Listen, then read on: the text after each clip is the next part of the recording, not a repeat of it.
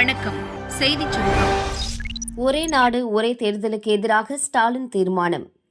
சட்டசபையில் முதல்வர் ஸ்டாலின் 2 தனி தீர்மானங்களை முன்மொழிந்தார். ஒன்று, ஒரே நாடு ஒரே தேர்தல் திட்டத்தினை நடைமுறைப்படுத்தக்கூடாது. மற்றொன்று, மக்கள் தொகை அடிப்படையில் பார்லிமெண்ட் தொகுதிகளை மறுசீரமைப்பு செய்யக்கூடாது என்பதாகும்.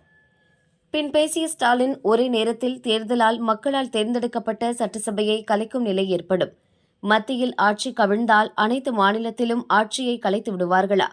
ஒரே நாளில் பார்லிமெண்ட் தேர்தலை கூட நடத்த முடியாத சூழலே உள்ள நிலையில் ஒரே நாடு ஒரே தேர்தல் எப்படி சாத்தியமாகும்? மறுசீரமைப்பு என்ற பெயரில் தொகுதிகளின் எண்ணிக்கையை ஒருபோதும் குறைக்கக்கூடாது. மக்கள் தொகையை கட்டுப்படுத்தியதற்கு தரும் தண்டனையாக தொகுதி மறுசீரமைப்பு நடவடிக்கை அமைந்துள்ளது.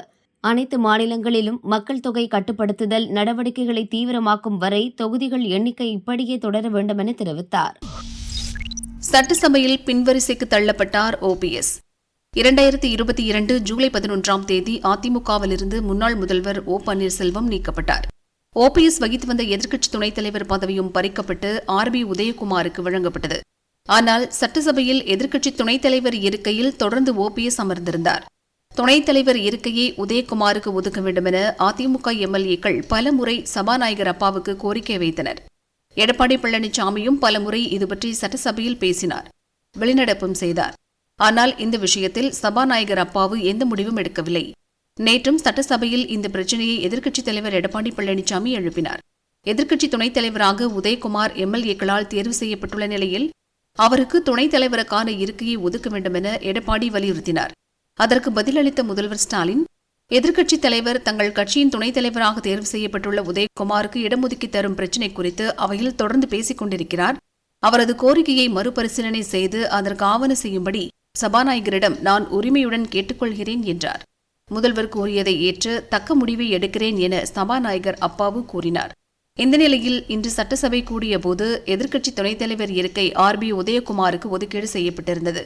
அதைத் தொடர்ந்து எதிர்க்கட்சித் தலைவர் எடப்பாடி பழனிசாமி அருகில் உதயகுமார் அமர்ந்தார். அதிமுகவிலிருந்து நீக்கப்பட்ட போதும் எடப்பாடி பழனிசாமிக்கு பக்கத்திலேயே 1.5 ஆண்டாக OPS அமர்ந்திருந்தார். இப்போது OPS-க்கு 2வது வரிசையில் முன்னாள் சபாநாயகர் தனபால் அருகே இருக்கை ஒதுக்கப்பட்டுள்ளது. அதேபோல் OPS ஆதரவாளர் மனோஜ் பாண்டியன் இருக்கையும் மாற்றப்பட்டுள்ளது. RB உதயகுமார் முன்பு அமர்ந்த இடம் மனோஜ் பாண்டியனுக்கு ஒதுக்கப்பட்டது. பேச்சுவார்த்தைக்கு மத்திய அரசு அழைப்பு. டில்லியில் 2வது நாளாக விவசாயிகள் போராட்டம் நடத்துகின்றனர்.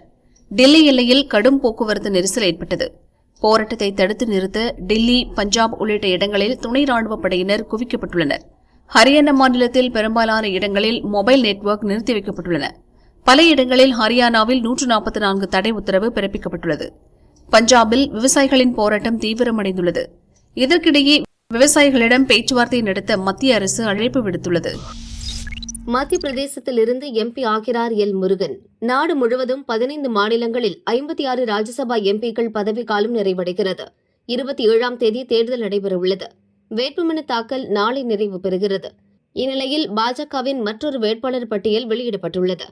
5 பேர் கொண்ட இந்த பட்டியலில் மத்திய அமைச்சர் அஸ்வினி வைஷ்ணவ் ஒடிசாவில் இருந்தும் முருகன் மத்திய பிரதேசத்தில் இருந்தும் போட்டியிட உள்ளனர். மேலும் மத்திய பிரதேசத்தில் இருந்து உமேஷ்நாத் மகாராஜ், மாயா நரோலியா, வென்சிலால் குர்ஜார் ஆகியோர் போட்டியிட உள்ளதாக அறிவிக்கப்பட்டுள்ளது. விவசாயிகளின் MSP கோரிக்கை மத்திய அரசு மறுப்பது ஏன்? அனைத்து விவசாய விளைபொருட்களுக்கும் MSP எனப்படும் குறைந்தபட்ச ஆதரவு விலையை உறுதி செய்ய சட்டம் இயற்ற வலியுறுத்தி விவசாயிகள் போராட்டத்தில் இறங்கியுள்ளனர். அரசு இந்த கோரிக்கையை ஏற்றால் மக்கள் மீது வரியை ஏற்ற வேண்டிய கட்டாயம் ஏற்படும் என பொருளாதார நிபுணர்கள் கூறுகின்றனர்.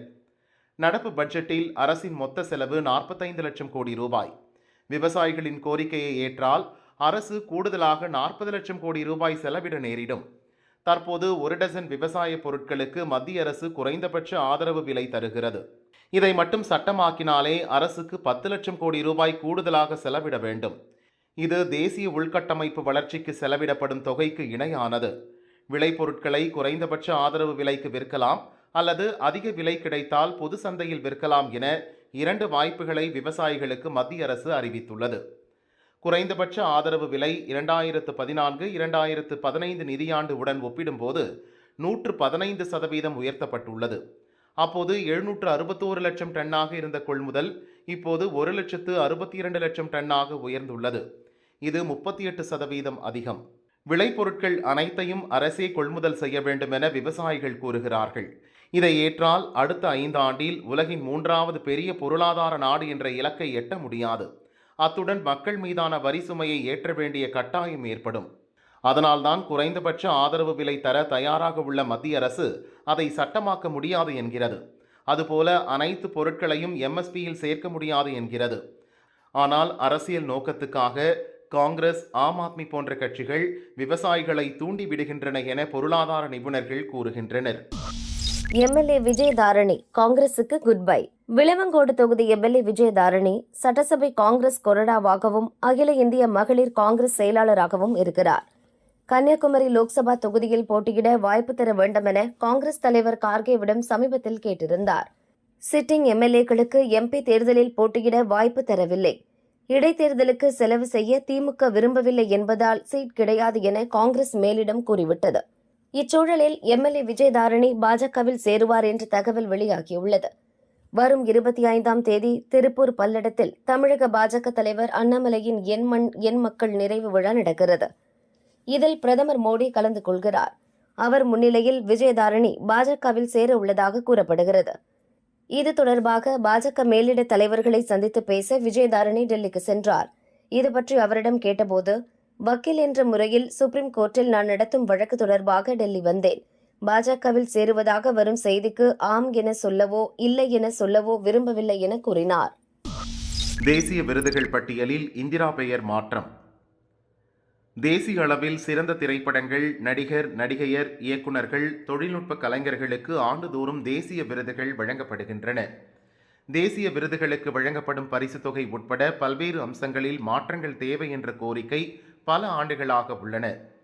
இதற்காக மத்திய தகவல் ஒலிபரப்புத்துறை அமைச்சகம் ஒரு கமிட்டியை உருவாக்கியது.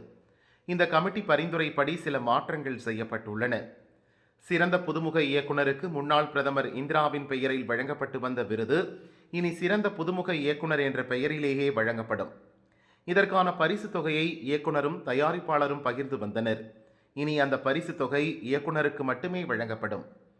தேசிய ஒருமைப்பாட்டை வலியுறுத்தும் சிறந்த திரைப்படத்துக்கான விருது நடிகை நர்கிஸ் தத் பெயரில் வழங்கப்பட்டு வந்தன. இனி இந்த விருது தேசிய சமூக மற்றும் சுற்றுச்சூழல் மதிப்பீட்டை ஊக்குவிக்கும் திரைப்படம் என்ற பெயரில் வழங்கப்படும். அதேபோல திரைத்துறையில் வாழ்நாள் சாதனை புரிந்தவர்களுக்கு வழங்கப்படும் தாதா சாஹேப் பால்கே விருதின் பரிசு தொகை 10 லட்சத்திலிருந்து 15 லட்சம் ரூபாயாக உயர்த்தப்பட்டுள்ளது.